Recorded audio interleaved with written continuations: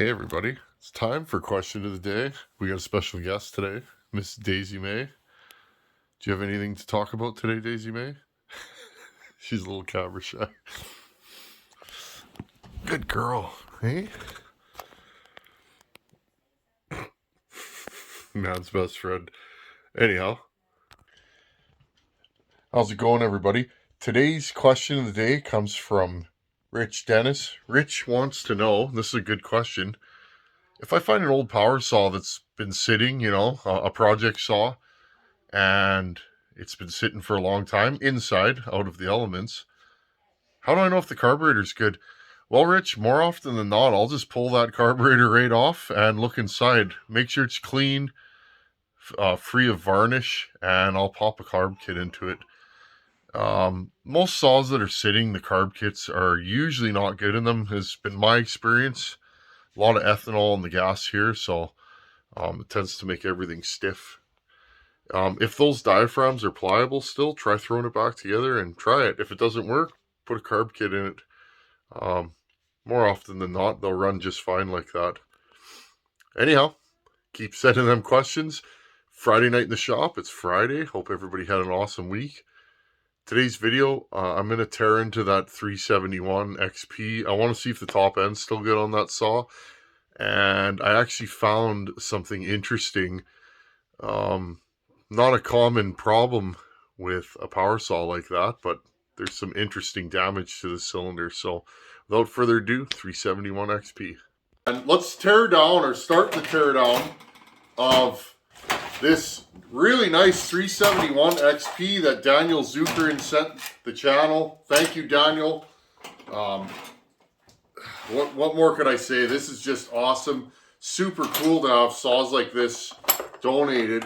I'm going to build this one for me, I think. And let's see.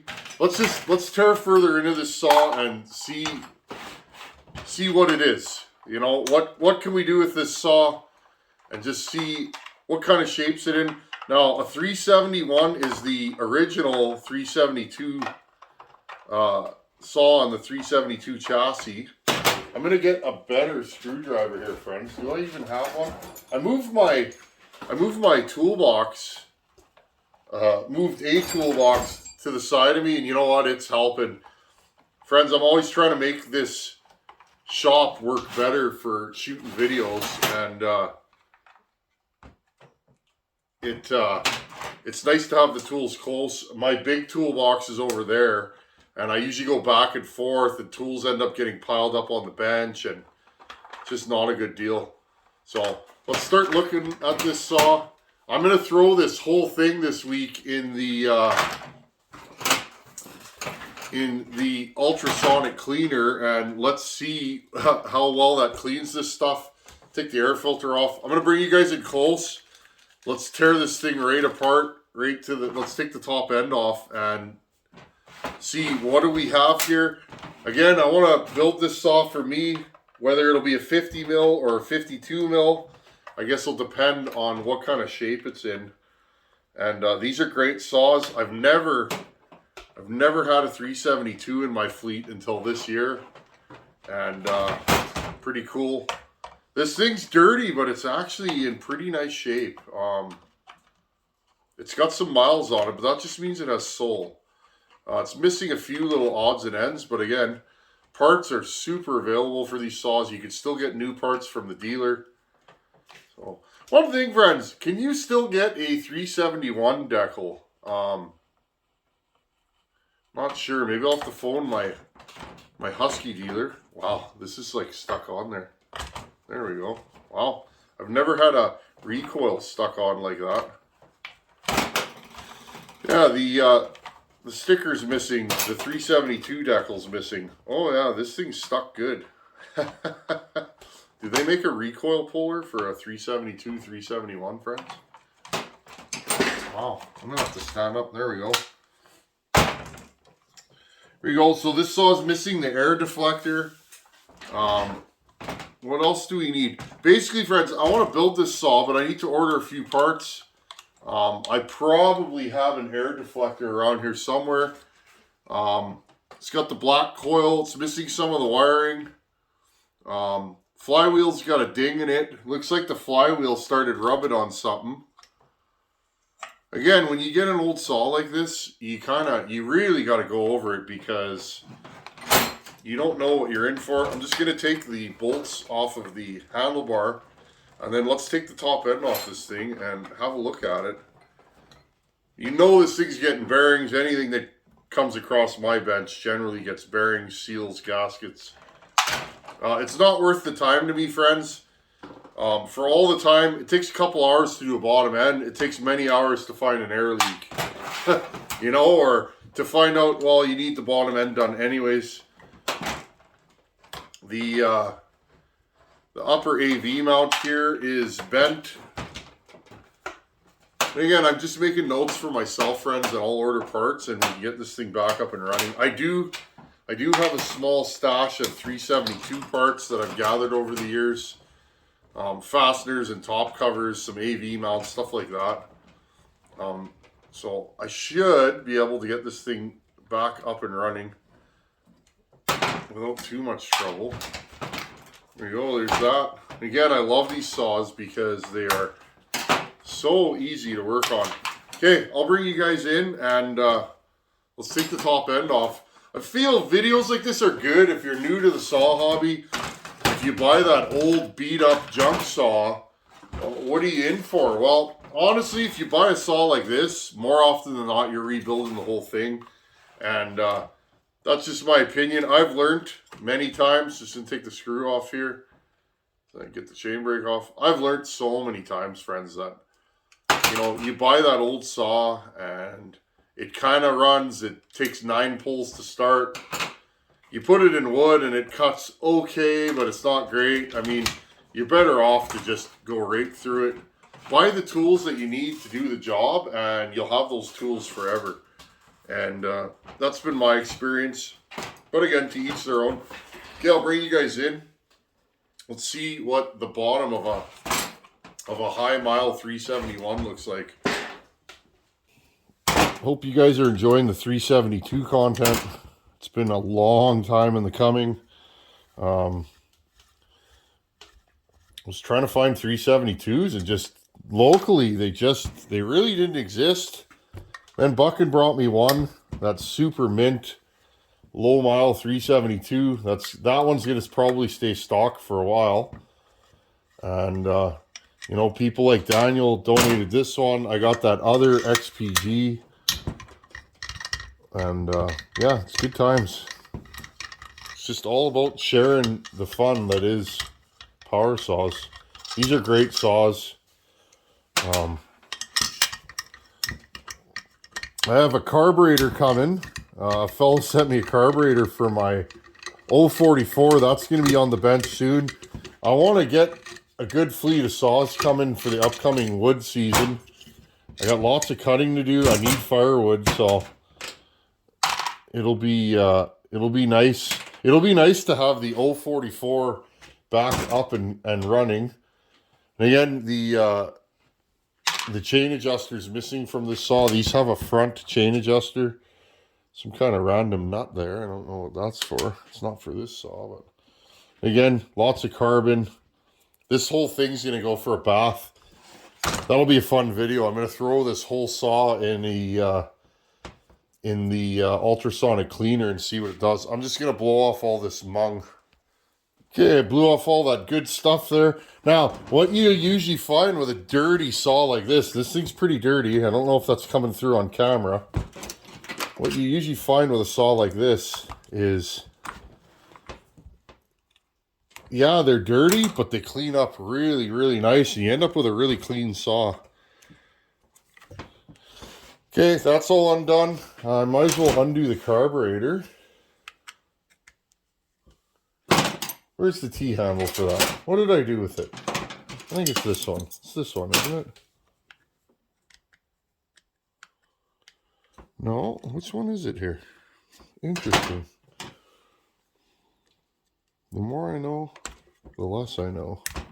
There we go. There's that one.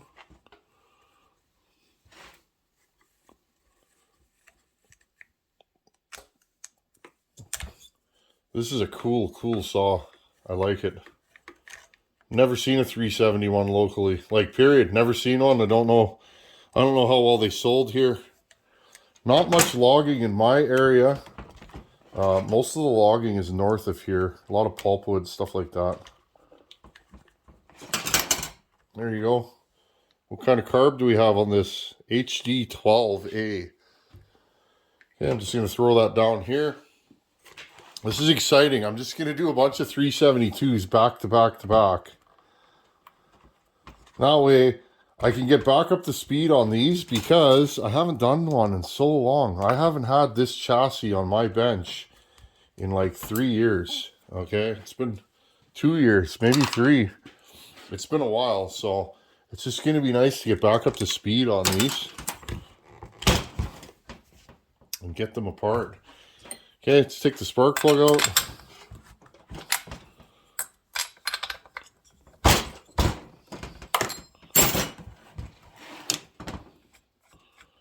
And we can pull the top end off. Let's see. If I remember correctly, this thing's a little bit scored, but let's see how bad. What does the bottom end look like? I'd like to do a 50 millimeter build on one of these, just to see how, you know, how much oomph and runability can I get out of a 50 millimeter 372. I really like a ported 365. Now, that's not a big wood saw, but in average size wood, I've bucked up to, you know, 28-inch oak with my 365 ported. Now, it's not as fast as a 372 ported, but it's right in there. Got to have a sharp chain and, you know, listen to what the saw wants, but I mean, it'll do the job. Mine's done it for years. But to me, if you're going to run the same weight saw, why not have more power with the same weight? You know, 365 is 65 cc's. That's the 48 mil version of this chassis. This is a 50 mil, and the big bore is a 52 mil. So you can build this. You can build this chassis 65 cc's, 71 or 77. Wasn't there a 361 on this chassis too? Again, I've never seen one, but I think there was one. Ooh, that's stuck on there good. Base gasket delete maybe? Oh, there we go. Whew. Ooh, this cylinder's got some, wow, hey friends, check this out. Okay, so this had a base gasket in it. Look at that intake. Big, ugly mark on it. Didn't hurt nothing though. Funny story. I'm actually kind of shocked. Look at that intake. Never seen anything like that before.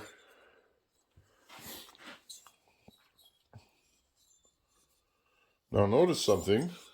Transfer is blocked by the gasket on this saw. Let's pull that gasket off. There you go.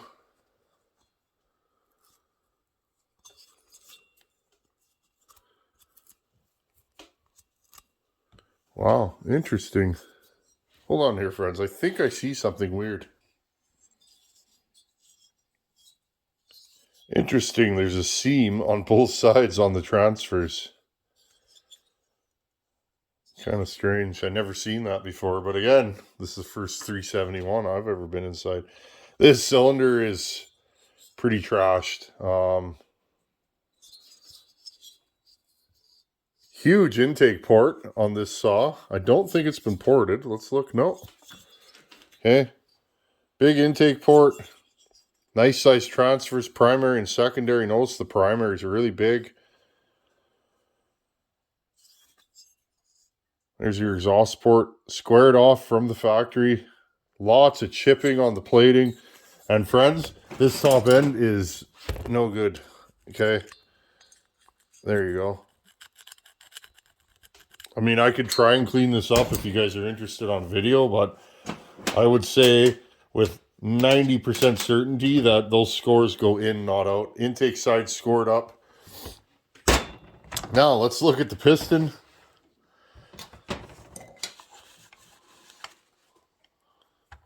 major scoring in the center here on the intake side. And probably, yeah, and see, so friends, you see these shiny spots here? Can you guys see that? Here, I'll zoom you guys in a bit. See that shiny spot there? That's intake wear. Okay, this piston's got a lot of wear. Sometimes before they score, you'll take them apart and they're super shiny and you think, oh, this piston's in great shape. It's not really. It's scored up bad. Or not scored up, but it's worn out just from time. The saw's probably had some hours. You see it's all shiny there. Starting to score up on the exhaust side. Pretty good. So, and notice, friends, which side tends to score? This side, not this side. Because this side is where the fan that blows the air over is. This will be your cold side and this will be your warm side. Interesting though. Bottom end, let's check. Any rod play? They will twist this way. Okay, that's normal. They will go side to side, but up and down is what you're looking for.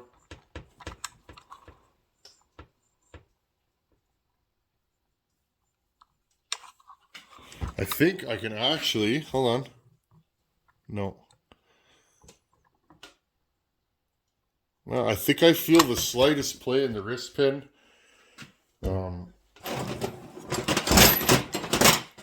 Let's pull this apart and see.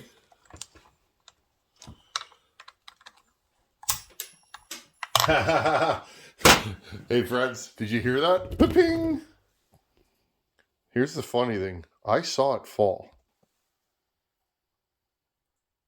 And there it is right there. I know, funny.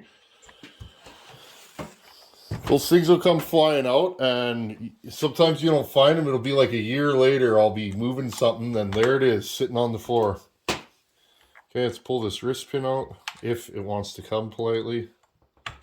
There we go. Wrist pin doesn't look too bad. It's pretty clean underneath. I think this is just a saw that had a lot of time on it. Wrist pin bearing, check it for bluing. It's not blued. So, okay, check your crank. And again, up and down, you don't want. There's no up and down movement in this crankshaft. Okay, side to side, it will go side to side a little bit. Make sure it's in the center and then up and down.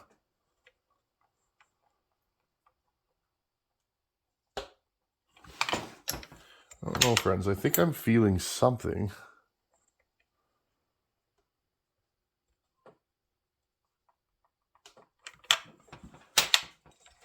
Now, usually when a crank's gone, it'll be blue, the bottom lobe there. This one's not, so I'm not super concerned about it.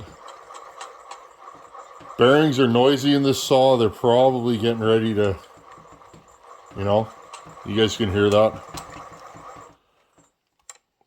So what I'll do is I'm going to have to split this one and we'll split this bottom end this week and I'll make another video on that.